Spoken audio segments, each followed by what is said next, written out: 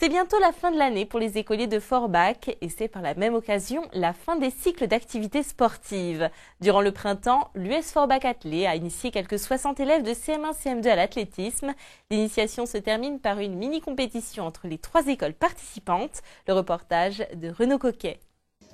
Cette journée, c'est l'aboutissement d'un cycle d'athlétisme pour ces écoliers forbachois. Depuis avril, ils pratiquent ce sport sur les installations de l'US Forbach au stade du Schlossberg.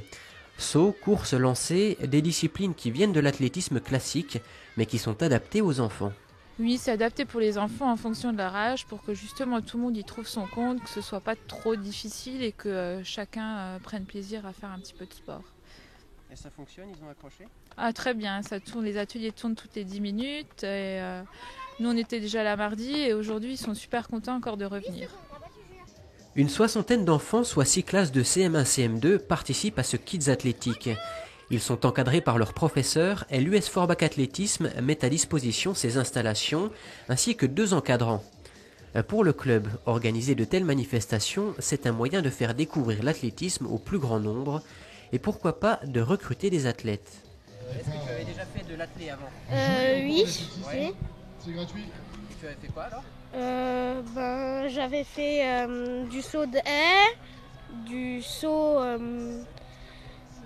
en longueur, des relais, du lancer de vortex et de medicine ball. C'est quoi que tu préfères? Les relais. Les relais. Mhm. Les disciplines de l'athlétisme permettent aux enfants de développer de multiples qualités. Concentration, coordination des gestes et esprit d'équipe, puisque toutes les épreuves sont pratiquées en équipe mixte. C'est tout naturellement donc que cette épreuve s'intègre au programme scolaire des primaires. En fait, on a participé à un cycle d'athlétisme en association avec le club d'athlé. Donc les gamins avaient des entraînements au courant des semaines. Donc il y avait du lancer de vortex, du saut en longueur, du saut à la corde. Enfin, il y avait 9 ateliers.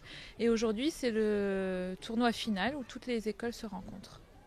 Une fois les 9 ateliers réalisés, tous les résultats sont regroupés. Les organisateurs font le compte des points de chaque équipe. Et même si l'aspect compétition importe peu, pour l'anecdote, c'est l'école centre numéro 1 qui a gagné.